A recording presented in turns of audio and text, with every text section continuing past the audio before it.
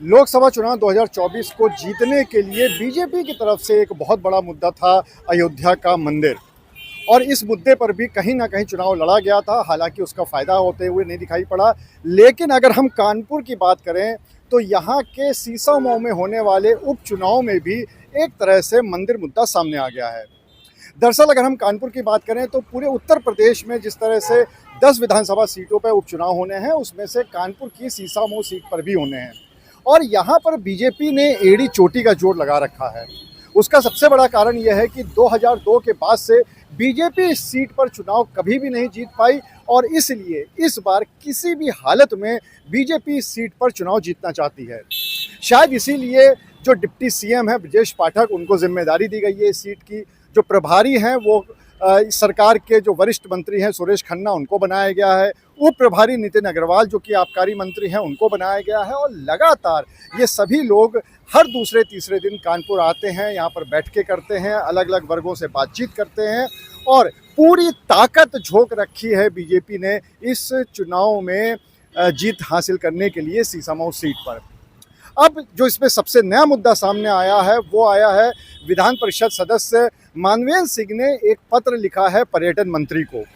इस पत्र में उन्होंने 3 मंदिरों का जिक्र किया है, जिसमें हनुमान मंदिर है, बाबा मंदिर है और साथ ही साथ चंद्रिका देवी मंदिर है। इन तीनों मंदिरों का जिक्र किया है और ये तीनों ही मंदिर सीसामऊ क्षेत्र में आते हैं। पत्र में ये लिखा गया है कि रोज प्रतिदिन सैकड़ों भक्त इन मंदिरों में दर्शन करने के लिए आते हैं और जब कभी कोई खास उत्सव होता है तो यहाँ पर हजारों की संख्या में भक्त मौजूद रहते हैं। इसीलिए इन तीनों मंदिरों का जीर्णोद्धार कराया जाए, इनको फिर से बनवाया जाए, इनका रेनोवेशन किया जाए, इसके लिए पत्र लिखा गया है। इस पत्र के वायरल होने के बाद ही अब ये बात उठने लगी है कि क्या वाकई में बीजेपी विधानसभा चुनाव में भी मंदिर के मुद्दे के सहारे ये चुनाव जीतना चाहती है। अभी 2 दिन पहले की बात है, जब यहाँ पर सुरेश खन्ना आए थे तब भी उन्होंने यहाँ के जो कार्यकर्ता हैं, जो नेता हैं, उनसे ये कहा था कि उत्साह बना कर रखिए, उत्साह बना के रखना बहुत ज़रूरी है। दूसरी तरफ अगर हम समीकरण की बात करें तो जैसा कि हमने आपको पहले भी बताया था कि सीसामऊ में जो सबसे ज़्यादा वोटर संख्या है वो मुस्लिम वोटों की है और उसके बाद जो संख्या आती है वो दलित और पिछड़े वर्ग की आती है। और मलिन बस्तियों में लोगों ने बैनर लगा रखे हैं कि चुनाव का वो बहिष्कार कर देंगे अगर उनकी मांगें नहीं मानी गई तो एक तरह से देखा जाए तो चौतरफा दिक्कत बीजेपी के लिए होते हुए दिखाई पड़ रही है।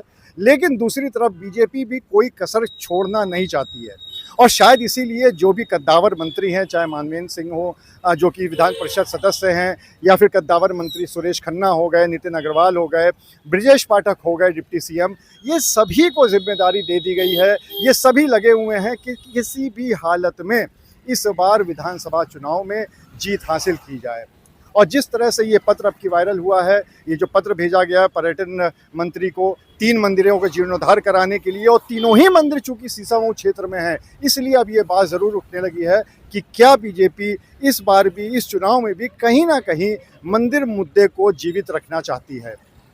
दूसरी तरफ अगर हम बात करें अन्य पार्टियों की तो समाजवादी पार्टी की तरफ से एक तरह से इरफान सोलंकी की पत्नी नसीम सोलंकी का नाम पूरी तरह से ओपन हो चुका है, खुल के सामने आ चुका है। बसपा की तरफ से भी वैश्य प्रत्याशी का नाम आ चुका है और अभी ये बात ज़रूर चल रही है कि बीजेपी की तरफ से कौन आएगा, क्योंकि बीजेपी की तरफ से लिस्ट बहुत लंबी है। अगर हम अपने सूत्रों की बात करें तो तकरीबन 100 के आसपास ऐसे नाम पहुंच चुके हैं अभी तक आला कमान के पास जो कि चुनाव लड़ना चाहते हैं।